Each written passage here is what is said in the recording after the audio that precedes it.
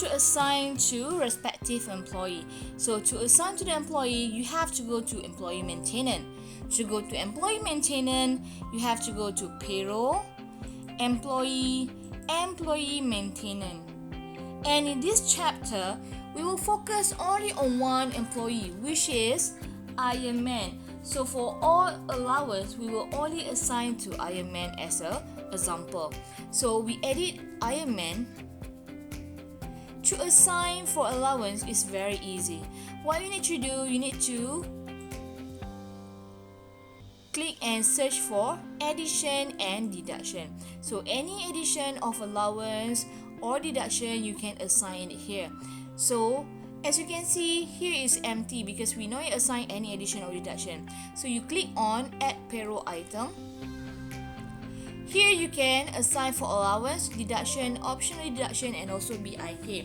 So for this chapter, we will only focus on allowance. So the first one we want to assign to this Iron Man is travel allowance. So you tick for travel. And since on the travel just now, we don't set any amounts, and as you can see on the previous task is a fixed allowance, so we automatically assign the amount to this travel allowance. So to assign the amount, you have to click the edit button on the right side, and then you put the amount of 500 ringgit. So basically, you can assign also the start period and also the end period here. So if you assign on the allowance setting just now, it will assign to all employee. So every employee that we assign for the travel, it will be assigned with 500.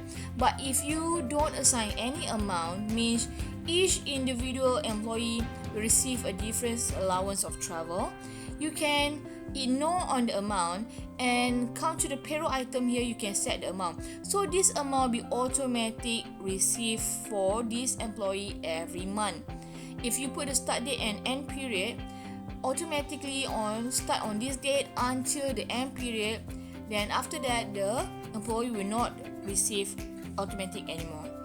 By right, until you delete or you put the end date, so this employee will still receive the travel allowance automatic in their payroll process later. Later, once we process the payroll, you can see the difference on the allowance. And then the second one is shift. So you tick for shift. Shift, we don't need to assign any amount because by right we already put the formula, which is 400 ringgit. So the one that have formula, you don't need to state it for the amount. You just leave it empty.